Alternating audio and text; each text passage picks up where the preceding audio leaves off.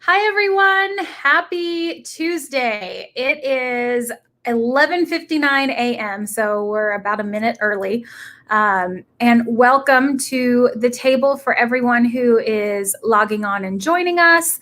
And I'm very, very excited today to have a dear friend, cherished colleague, and true voice for our profession, Tracy Spanenberg, joining me and us.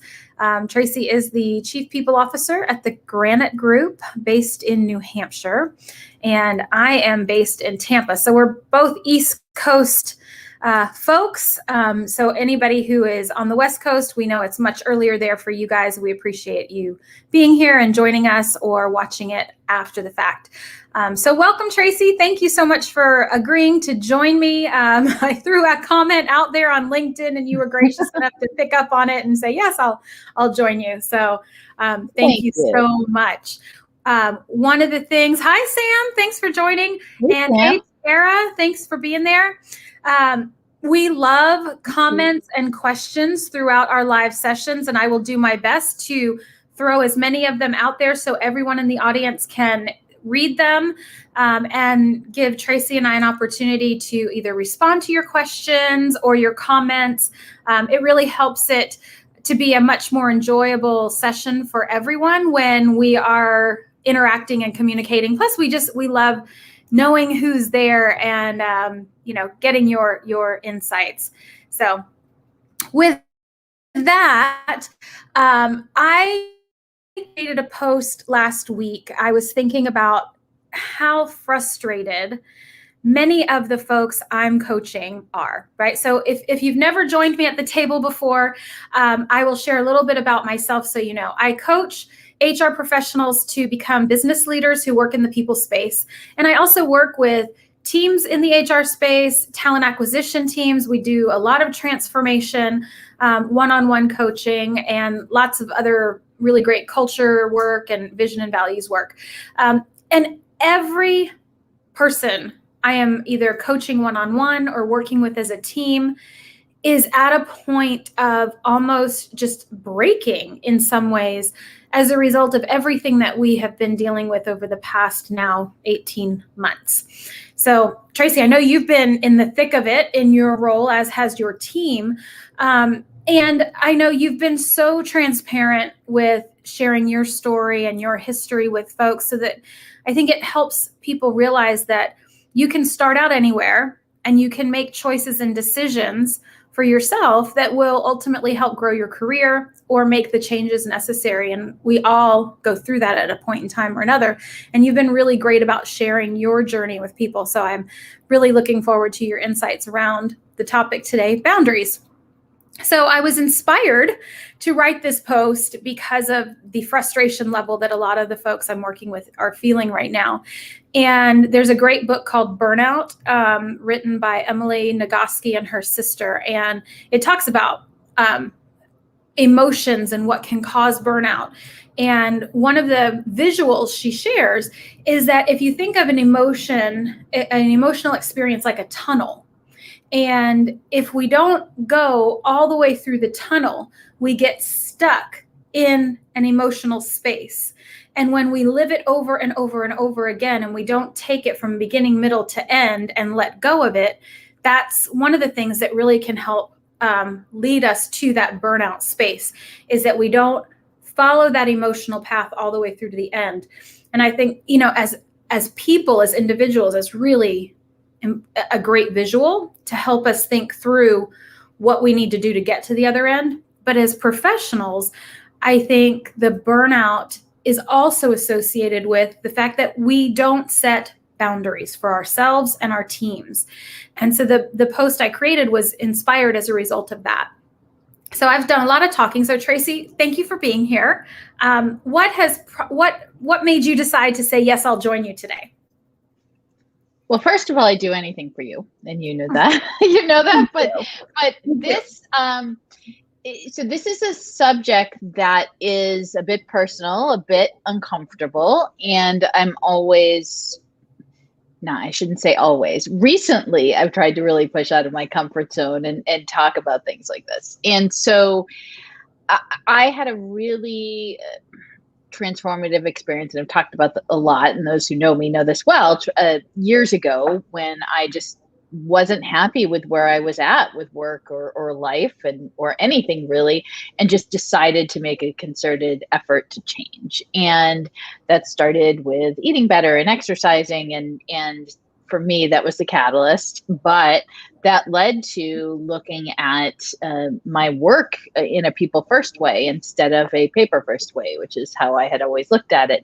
And I think I never really, until very, very recently, thought of what I was doing, and especially what I've had to do over the past couple of years, as setting boundaries. I never really framed it that way, but that's exactly what I learned how to do. That's exactly what I learned how to do after, I think, not doing that for much of my life.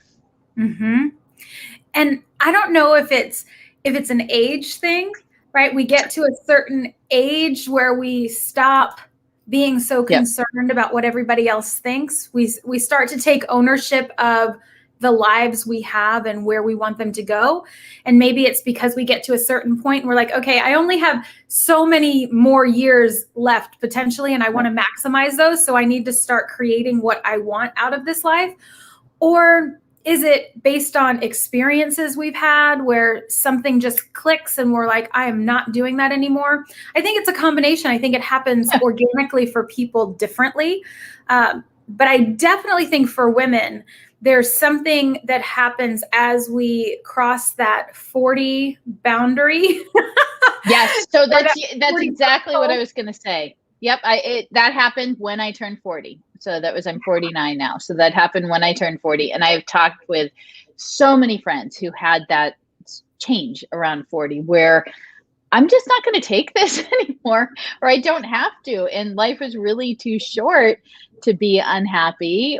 And I think we start to see, I mean, for me, that wasn't the case then. It was the case much earlier, but we see divorces, and we see changes in jobs, and we see particularly women, and I think this may happen with all genders, but particularly women coming into their own and not taking things that they had taken and living for themselves first, which is exactly what I did. I totally align and agree with that, especially like you said, for women or those who identify as women. We've been conditioned, and I use that word, having read Glennon Doyle's Untamed, right? We've been conditioned to believe our role is X, and that this is what is expected of us in the world. And so we were raised, consciously or unconsciously, to buy into that construct. And so for women who, and this is a generalized statement, so please don't anybody lash out at me. It's a generalized statement, and I know this,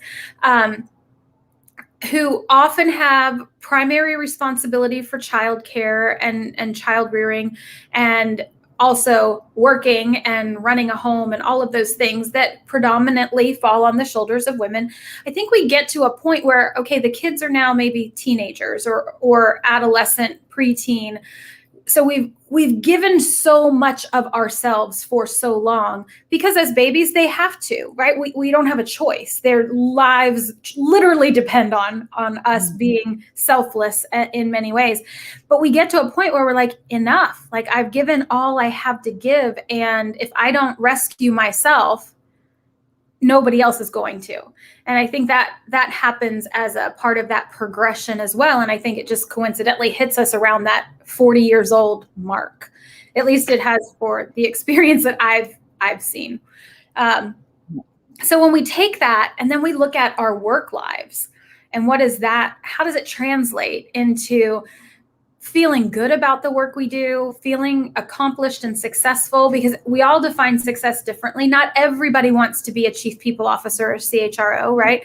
And that was always a goal of mine, but I had to learn that that's not everyone's goal. And some people are super happy being an individual contributor or whatever. So whatever success means to you, but how does setting boundaries help us get there, right? And some great, thank you, everybody. Francisco, hi. Love to see you out there. I printed out a quotes because I wanted to share them. And I think everyone who follows me knows I'm a huge fan and follower of Dr. Brene Brown and her approach to daring workplaces and daring leadership and really owning our boundaries and why. Mm-hmm. And one of the quotes that I want to share is, boundaries are a function of self-respect and self-love. And I think that is so powerful because, again, we go back to that conditioning and we're raised to believe that we are here to accommodate everyone. And I think that translates into the world of human resources and people.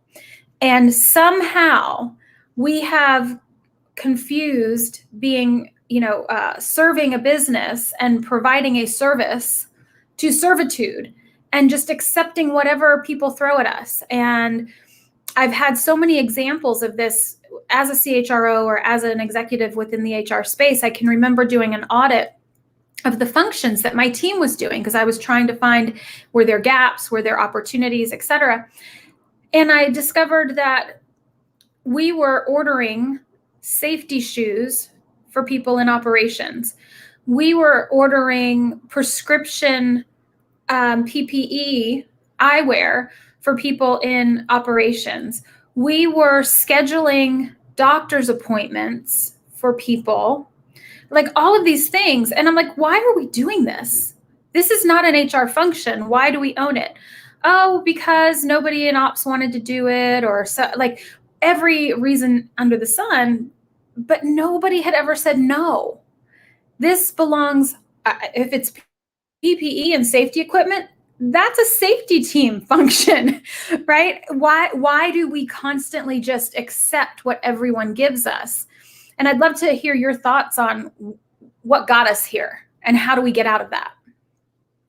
Yeah, I had a very similar experience, and for us it was shirts and t-shirts and all kinds of things that just sat there forever. And I think people get into the people space, get into HR for the people. And it sounds cliche, but if you actually hate people, it's a hard role to be in, right? So when you get into the function in order to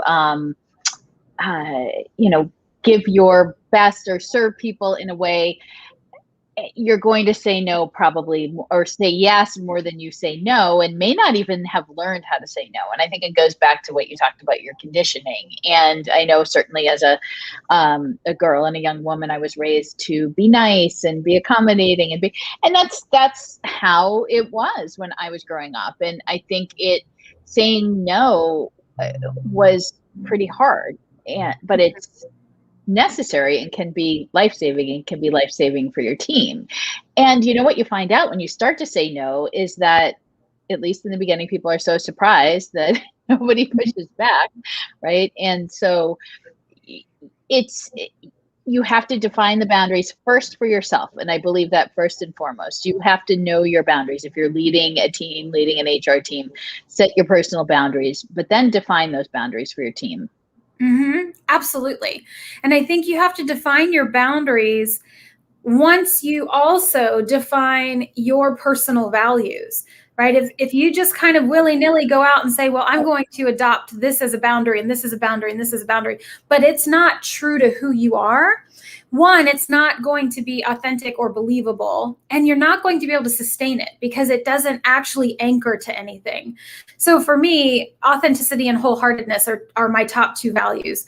So a boundary for me is making sure that anything I share is authentically my own beliefs. I've been approached by several organizations that sell products into the HR space to kind of be a spokesperson and kind of bring them onto my show and blah, blah, blah, blah. And while there are a few of those products I wholeheartedly support and believe in and will be bringing them on, more often than not, my answer is no, I'm not interested because I don't believe in it. It doesn't reflect my personal beliefs and values of authenticity and wholeheartedness. I've never used your product. I don't understand how it works. what is the user experience? What is the employee experience? So I can't endorse it or bring it forward to anyone else if I don't believe in it. So that boundary for me is a no-brainer. It's like, no, I either believe it and I've used it and I can speak to it, or I haven't, and no, unfortunately, I can't support it. Doesn't mean it's a bad product. Doesn't mean it's not a wonderful company. It's just not something I can do for myself. So that's something that is, I think, very important, is to know your values so that the boundaries you set are intuitive for you. And then it makes it so much easier to have that framework. At least for me. I don't know if you share that belief or not. Yeah, I love how you define your values, and I think of mine as less formal and more. I think of it more as who I am, and I haven't defined my own values, but I know very strongly what I need, what I want, and how to get there. So I start there, and then I set the boundaries for the team. And I think one of the things that's been helpful for me too, my personal boundaries are my personal boundaries. I am not getting up from a dinner with the kids and my husband to answer a phone for work. I don't care who's calling. I don't care if it's my CEO. I don't care what's going on. So that's my, one of my boundaries. My exercising in the morning, I'm not going to answer the phone. I'm not going to do whatever. And as other things, and I believe that setting those boundaries for your personal life, what's acceptable and what's not, makes you better at what you do during the day. Nobody can be available 24/7. Nobody should be available 24/7. That's not healthy. I'm not going to answer the phone or email between 10 and 6 at night because I'm hopefully fast asleep, right? So these are things, and my day is probably longer than a lot of people's, but these are the things that are critically important to me. I also put personal events on my calendar so my team knows that, because I think it's important to set those boundaries, and not only set those, but make sure that your team knows that it is not only okay, but it's imperative to set your own boundaries and what you find is acceptable and what is not. Yeah. And I find in my experience, not only with people I admire, but with feedback I've received from people who said that, they admire me, which always takes me by surprise when people say that. But I have so much respect for people who have hard boundaries.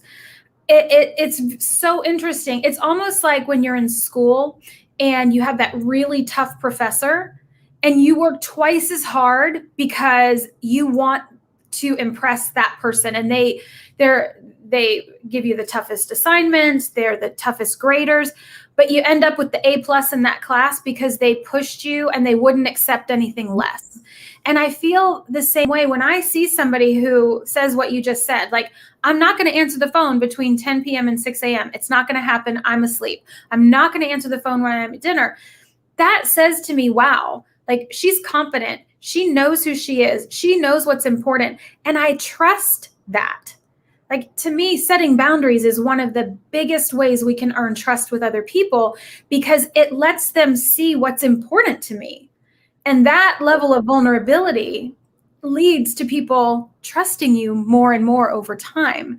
Right. And I think we've got to set that example, especially for those people who are, the up and coming, the next CHRO, the next VP, the person who may want that in their career. Help them understand that one of the best things they can do is say no. And I put this in one of the posts. Every time you say yes to something, you're saying no to something else.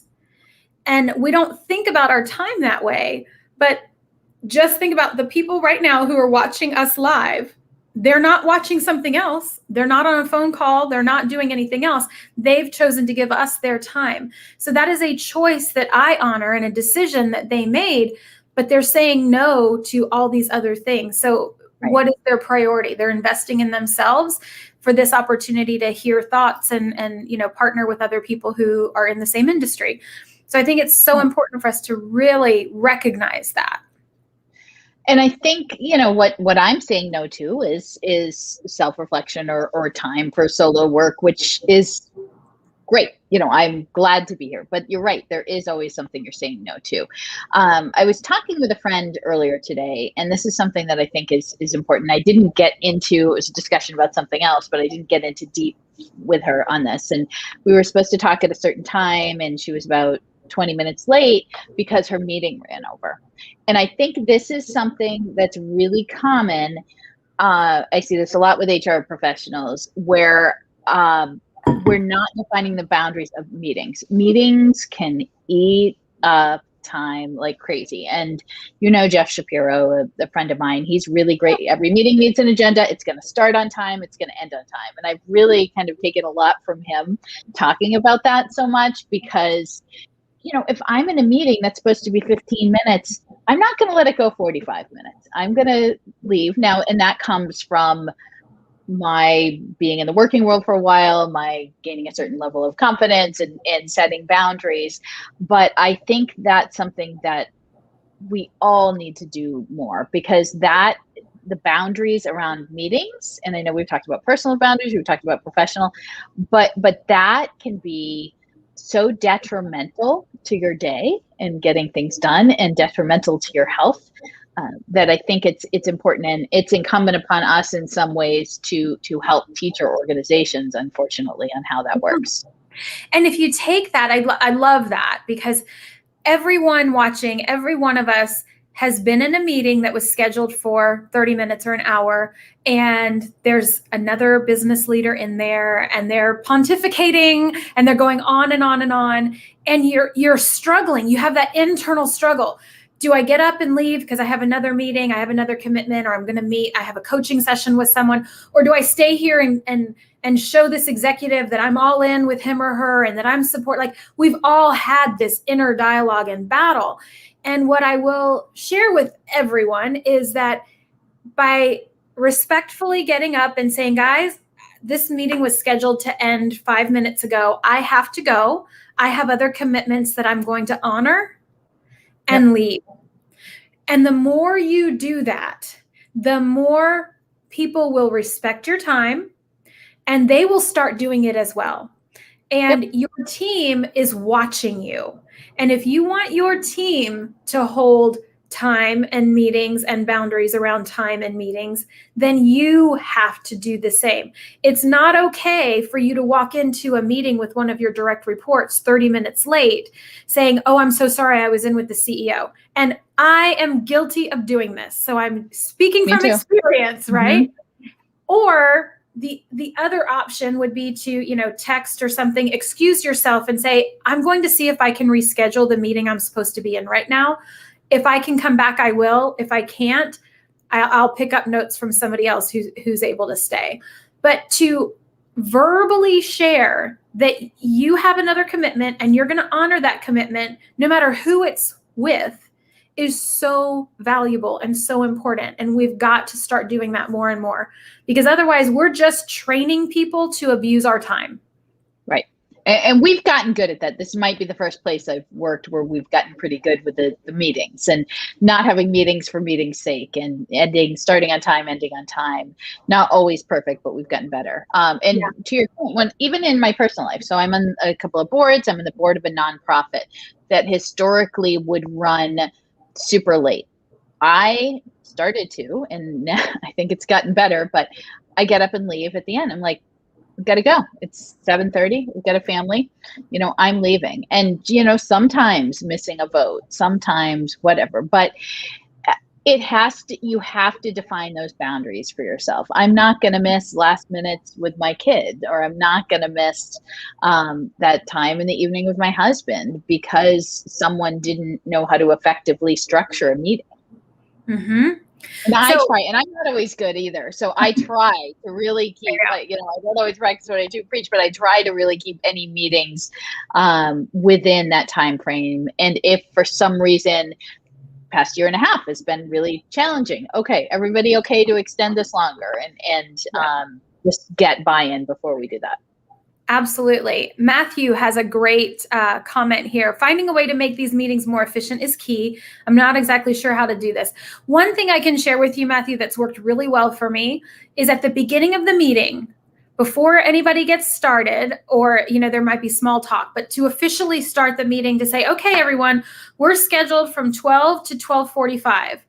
I'm going to end this meeting at 12:45, or I have a hard stop. If you guys want to continue the meeting, that's great, but I have to leave at this time. So if you set that expectation before you start, then nobody can come back at you to say, oh, well, you just walked out or you left early or what have you. I'm not leaving early. I'm following what we agreed to for this meeting. And if the meeting efficiency and you're not getting things covered, that's a whole nother, I think, boundary conversation of creating an agenda, or at least topics that you're going to be discussing, or what are the decisions that need to be made in that meeting. Again, at the beginning of the meeting, announce that. We're meeting today about this. Our meeting is from 12 to 1, and our goal in this meeting is to make these 3 decisions so that we can move this forward. There you go. That's given you structure, it's given you focus, and you start. And when people start going off the reservation and start having conversations that are outside of that scope, you pause, right? Hey, that's not what we're here for today. Let's parking lot that, come back to it, but let's stay as focused on these 3 things as we can. So that, hopefully, Matthew, that might help you a little bit. And ask yourself, could this meeting have been an email? Do you really need to even have that meeting? Yes. Very, very true. Another thing, and you talked about your personal values. I can email you this list. It's really helpful. You can choose. You can work on your list. I think it takes a lot of courage, right? Another one of Brené's quotes that I love: daring to set boundaries is about having the courage to love ourselves even when we risk disappointing others. Oh, I love that you brought this up. Yeah.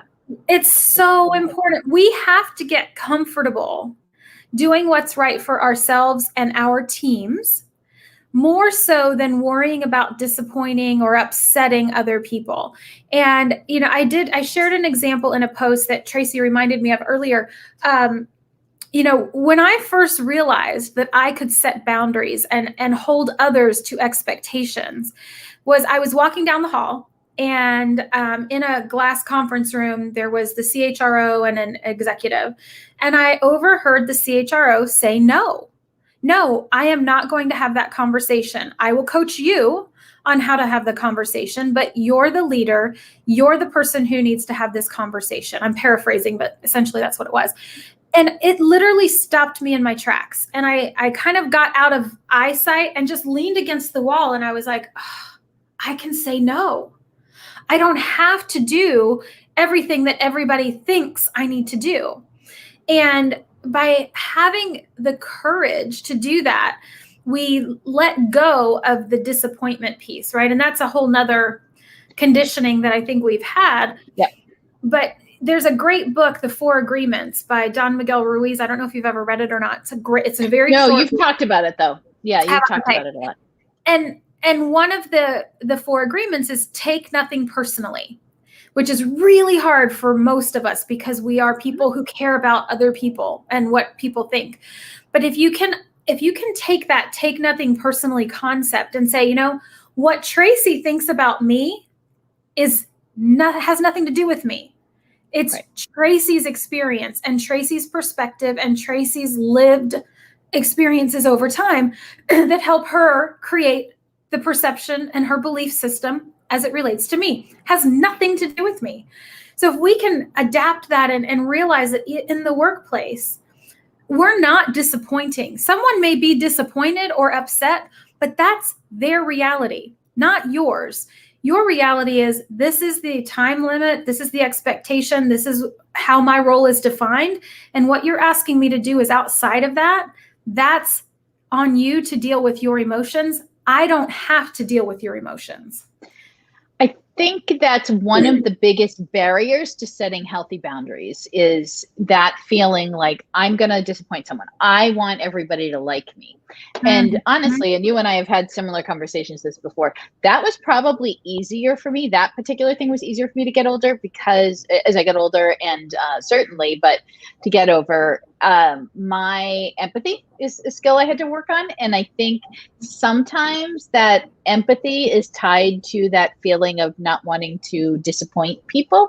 So ironically, as I work more in my empathy, that feeling got a little bit stronger for me. But in general, and I can't say I've always been able to say this, but in general, I don't care what people think about me. So I care that I'm kind to people. I care that I am doing a good work, that I am, raising good human beings. I care that I have loving relationships in my life, but I don't care if people see that and they judge that, because that's on them. That is really hard for a lot of people. So that makes making those boundaries easier for me than it would have been earlier in my life.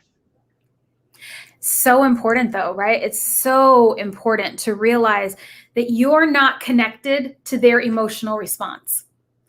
They own that. You're connected to your emotional response and to what works for you. And when I coach executives about this, most of the folks I coach have children or they've been a child, right? One or the other is usually the case. And and I talk about how parents, like our number one responsibility as parents is not to create a perfect life for children. Our number one responsibility is to raise healthy, well-adjusted, independent humans who can survive in the world on their own and have some level of enjoyment and make a difference in the world, right? If we take that same concept into the workplace, our job is not to make everybody always feel great about everything that's happening, because that's impossible to do, right? HR is not the cheerleading squad. We're not there to make you feel good about a shitty situation. We're there to help you potentially process through something. We're there to help set processes, infrastructure, and tools that can help create a great workplace. But that doesn't, we lost Tracy. That doesn't always mean that it's going to be great and wonderful and fun 24/7 in the workplace. It just doesn't work like that. So I'm assuming Tracy just lost her connection because it's only me now. So please send your questions, comments. I'll continue to throw them out, and hopefully Tracy will be joining us again. And several of you have asked for the list of values. I am more than happy to send this out to anybody who wants one. So please comment if you would like it with your email address, and I will get it back to you or send it out to you. So I'm going to throw Jessica's comment up here. I heard someone say once, "It's none of my concern what other people think of me. It has resonated heavily throughout my career." That's exactly what Don Miguel Ruiz talks about in the 4 Agreements. What other people think of me is none of my business. And it really isn't. I'm here to do the job I'm here to do, and I'm here to be true and honest to myself and what works for me. And hopefully we can do that together, but it doesn't always mean we do that happily together. There, she's back. Oh, I wish I could say technical difficulties, but no, I went to look at the comments and I popped myself out of the Sorry about that. No, it's fine. I just told everybody I'd send them out the copy of the values, and we're looking through some of the comments. Nice isn't always good. Kind isn't always good. So I read this. I don't know who tweeted it out, but Kate Bischoff commented on this. Does anybody watch Ted Lasso? This is a great example. Love Ted Lasso. So Roy Kent, first of all, best show, one of the best characters, if not the best character on TV. Roy Kent, a perfect example of somebody who is not nice but is kind. I loved that. Yes, because I can honestly say I'm probably not always the nicest person on the planet. Me neither. I'm not, but I am kind and I am empathic, and I do care. I care about the people as a whole, but that doesn't mean that I'm going to coddle someone's ego, right? I had a conversation just today with the owner of a company. he's one of 3 owners, and getting a lot of feedback from employees about how he's not approachable and how he's very curt with people and this and that and the other. And I'm giving him this feedback. And he says, well, that's just my style. And I had to say to him, your style sucks. and he's like, well, it's what's made me so successful. I work harder than anybody else in this company, blah, blah, blah. And I said, and your ego is way too big for your job.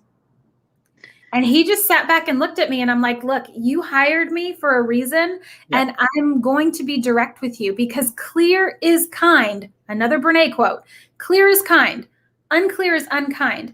And he needed to hear that very directly, right? And he finally, at the end of the conversation, sat back and said, well, how can you help me? How can you help me change it? Right? So, but if I hadn't been that direct, he would not have heard me. But my personal boundary and my expectation of myself is that I am always direct but kind. And that to me encapsulates what it means to work in the people space. Mm-hmm. And if we can't do that, we're in the wrong job, right? In the wrong job. I used to apologize for being direct, and I don't do that anymore. And I think it took a while for people to be used to hearing that, and I still get that. And because I've been quiet, I'm still quiet, but I've always been some level of direct. And when you ask me for something, or you ask me for feedback or your opinion, you're going to get it in a kind way, but in a direct way. And I think that we need to do a whole lot more of that, because you may have saved that person's career, because no longer can we put up with somebody being, oh, that's just the way that person is. I mean, we've all heard that in our careers. No, that is not, you cannot do that. And you should never have done that, but you cannot do that anymore. Yeah. Roy Kent. Yeah. Gotta love Roy Kent. We do. Such a great show. So another one of the quotes that I like is, generosity cannot exist without setting boundaries. I love that as well, because what happens, like when you don't set boundaries, what happens? We do things we don't necessarily want to do, right? And we do it through our grinding and teeth gritting. We then become resentful. Mm-hmm. We then become disengaged. We, like, all of these other really negative emotions and experiences start to happen in a snowball because we crossed a boundary we had set for ourselves, and we didn't live into our own values, and we compromised something that now we have to deal with. We can't blame them. Now we're angry at ourselves, and it just festers. And I honestly believe more people end up leaving an organization because of built up resentment over a failure to hold boundaries than anything else. And we look at it as, oh, it's a bad culture. It's this, it's that. And all those things might be true. There could be, pockets and issues there. But if you are holding true to what is right for you, then a lot of that stuff doesn't always have such a huge impact, because you're satisfied and comfortable with where you are in the world and in work.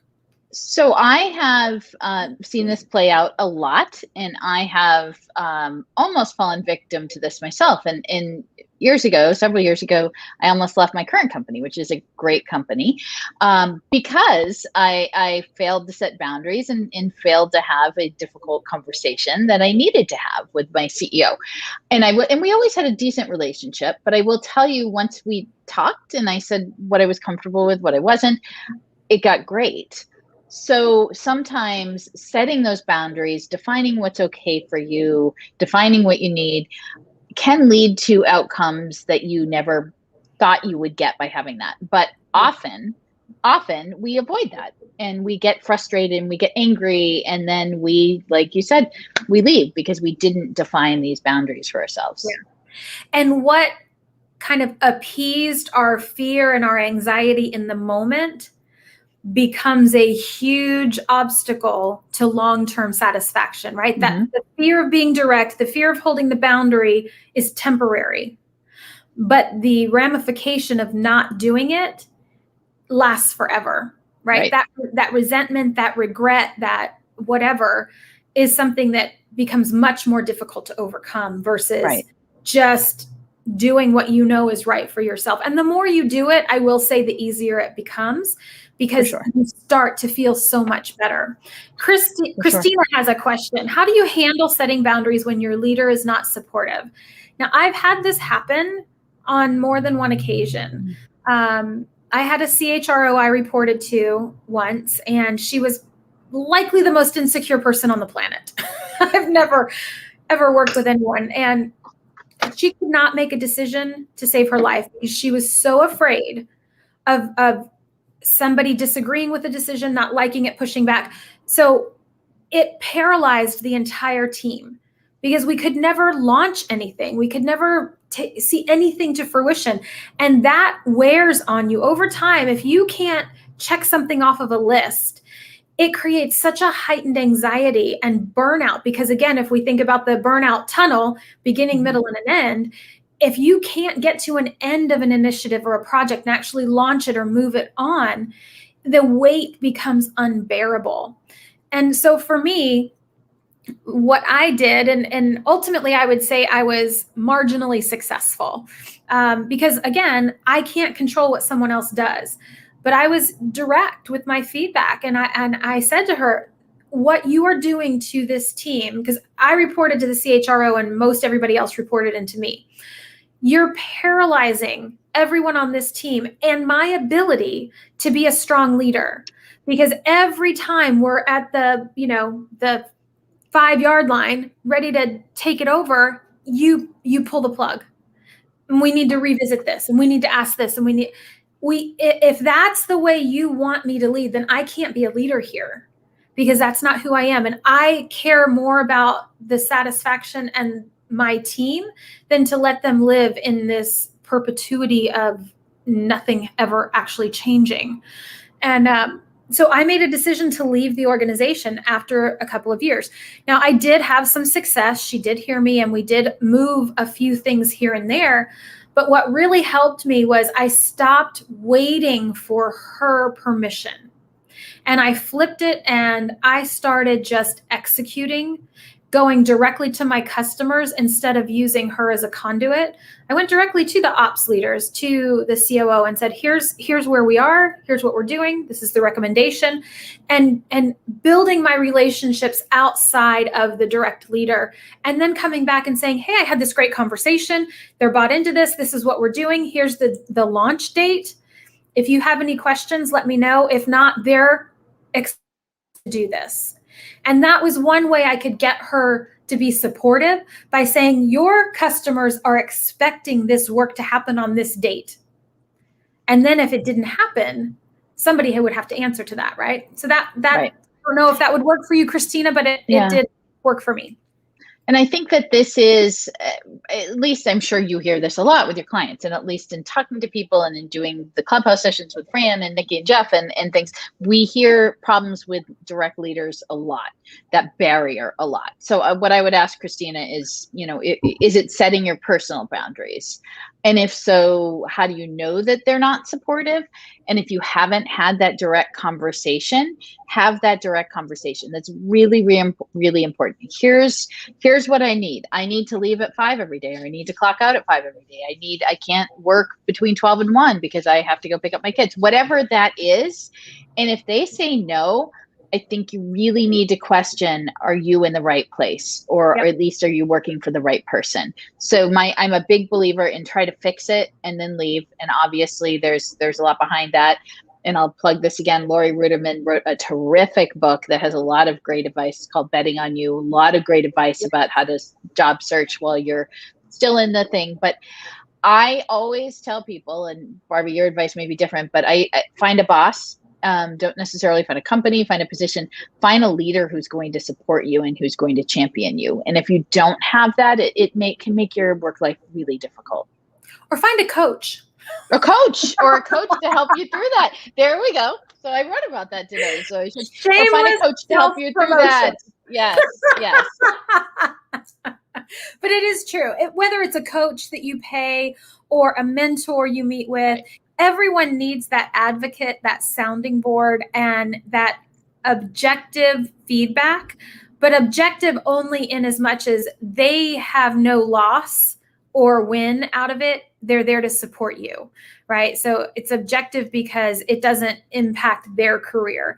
That's the challenge. I want to say most of the folks I do coach, one of the challenges they have and why they come to me or have Tracy as a mentor is because they have a fear of going to their boss saying, I don't know how to do this, because the fear is they'll be perceived as incompetent or what have you. So that mentor, that coach, that confidant can be that person to help give you insight and feedback on how to establish your boundaries, define what they are, and then how do you actually execute that in the workplace.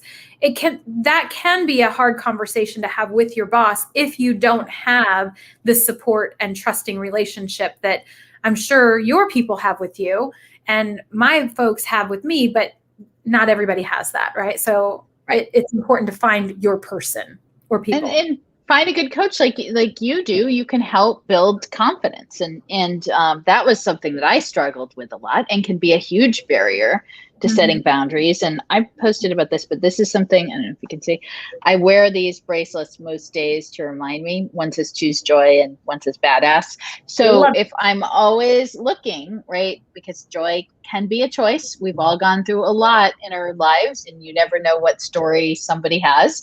So you choose that joy and then, remind yourself that you are a badass and you can get through with whatever it is. Yep. Whatever it is. A great, I love that. I need bracelets. I have my Bossy AF mug. Does that help? Oh, I love that. I love it. Yes, that helps a lot. I really want to do a podcast titled Bossy AF, but I love it. One other thing, and I know it's 12:45, so I don't want to go over because I do respect our time.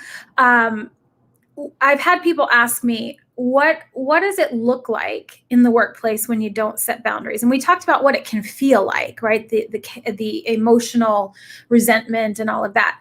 But I can tell you it can look and manifest itself in different ways, often as chaos. But when I'm coaching a team and I ask them, tell me what's your best retail or food service experience, right? And typically I hear one of three: Chick-fil-A, Amazon, Nordstrom. Those are usually the top three. And say, Chick-fil-A, great. Let's talk about Chick-fil-A. I think Chick-fil-A is wonderful. Can you go to Chick-fil-A and order a cheeseburger? No. Can you go to Chick-fil-A on a Sunday? No. If you work at Chick-fil-A, can you wear jeans and a t-shirt? No. Can you order a pizza? No. Okay. And yet, Chick-fil-A has the highest approval rating from a customer service experience. They're the fastest growing food chain. All of these great accolades, and everybody loves Chick-fil-A. Everybody loves Chick-fil-A because they play within the boundaries Chick-fil-A has set for their company. And if you do business with them in the terms, we lost her again. If we do business within the boundaries that Chick-fil-A has set, then we have a great experience, right? We can do the same thing within the HR and people space. We can establish our boundaries within the work we do. I didn't even know, Tracy. So we can set our boundaries. If your boundary is that your shift is over at 5, or as Tracy said, you pick up your kids from 12 to 1, whatever, you can do that, because setting boundaries and creating that foundational expectation creates space for creativity and for innovation, because you get rid of the chaos. Because when we don't have the foundation and the infrastructure and the boundaries, we're constantly trying to maneuver around everyone's expectations, which is impossible to do and be effective at your job. And ultimately, you end up disappointing not only yourself, but everyone else in the process. So setting that framework allows you the freedom to be innovative and creative. It allows your customers to have expectations of what you need from them so that you can work cohesively together, because they're going to have boundaries that you're going to have to honor as well. So if you think about your favorite experience as a customer, your favorite user experience, I challenge you to pause and think about what boundaries that organization has that you don't necessarily even think about as boundaries. Because I think we often think of boundaries as bad, like, oh, rigid fences that you can't see through or climb over. And I don't mean it like that. It is an expectation, and it's a protection of our sanity. But it doesn't mean that at times you can't make a different choice. You may have a boundary today that you don't have next year or tomorrow. Whatever it is that you need in that moment, you have a right to need that. And that's an okay thing. And I think we get hung up on the what ifs. We've got to let go of that and just focus on what is, not the what ifs. I love that. And I'm not touching my computer with my errant mouse. I don't know. It's my Mac. I don't know what the heck's going on. And just every time I touch, I keep sitting on my hands. Every time I touch, go to the comments. I don't know what people are saying. So I pop myself up. So I love it. Yeah, most of the comments are people sending me their emails for a list of the values. Okay, right. Yeah, I love that. So I'm happy to share that for sure. Are there any questions? Any of you guys out there have any questions you'd like us to address before we wrap up? This has been such a great conversation, Tracy. You and I could just talk for hours about just about anything. And we do. And we do, but I do want to offer, an opportunity for any of our folks to ask questions if they have them. If not, I am so grateful you are all here. Tracy, is there anything you'd like to leave us with for today? I think that boundaries are something that, if you're like me, you haven't really thought much of. And you may be setting them and defining them without really calling them boundaries. Like you talked about Chick-fil-A being a terrific example of that. They clearly have boundaries, but you don't really think of that. And I would just encourage everyone to talk to somebody, look at somebody, whether it's on Twitter, LinkedIn, in your personal life, in your work life. Look at somebody where you think, they have good boundaries, and have a conversation with them. Like, how do you do this? Mm-hmm. Why do you do? And learn. I'm a big believer in learning from others. It's changed my life in doing that. So have that conversation with someone or a few someones and learn how they did that. And you may find some inspiration to start setting those boundaries yourself. I wholeheartedly agree. Bonnie asks, was it difficult in the beginning to see boundaries? I think it goes back to what Tracy was just saying. Like, I use the Chick-fil-A example or Amazon. I can go through the whole thing with Amazon as well. When we kind of redefine boundaries as not something that is so rigid, but it is a framework. And I think if we can think of it like that, it's much easier to see them. And it's our non-negotiables, right? There are some of them that might be very rigid, right? You're never going to compromise your family for your job. That is a rigid boundary. And I think that's a phenomenal boundary to have, and one that not everybody does actually have. Mm-hmm. So I think some of your boundaries are absolutely non-negotiables. Some of them, maybe you would negotiate based on a specific circumstance. And that's why I say I don't want folks to get so caught up in it being rigid. It's fluid, just like life is fluid. And what works for you today may not work for you in a different role, in a different company, in a different job, or wherever you are on your personal journey. So establish your values. Those usually don't change. However, your boundaries and what's acceptable to you and not acceptable to you might change. And that's okay. And I want to talk about this briefly because we've gone through, what we're still going through with COVID, and my boundaries had to be a lot more flexible for a period of time. They had to be. And you know this because I came and physically saw you in person, but I took time off. So I was able to kind of blow apart my boundaries to a degree. Still wasn't answering the phone during dinner, still wasn't, but I was able to do that during a time when I had to really, we have 50 in-person locations. I had to be fully immersed in COVID response. So I was able to expand my boundaries. But what I then did was I took a few weeks off and set really hard boundaries around what that looked like for me. And so that's an example for me, a very personal example of the boundaries changing. So I had these in place. I felt this was my decision to do things this way because I thought it was best for my team, and I was able to do this. They changed, and then they changed again, and then they changed again. And so that they're not fixed. They're not fixed. And that's for you to define what they are. Absolutely. And the more we can lean into that, I think the better off our profession is going to be.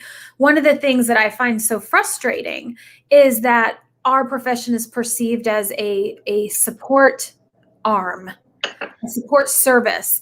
And we are a fully functioning business unit, just like any other business unit. And we deserve to have infrastructure, boundaries, expectations, and support, just like every other function of the company. Right. We are not the afterthought.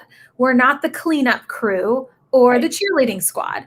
And I think for us to transform that perception and really disrupt the way people believe and perceive what we do, it's up to us.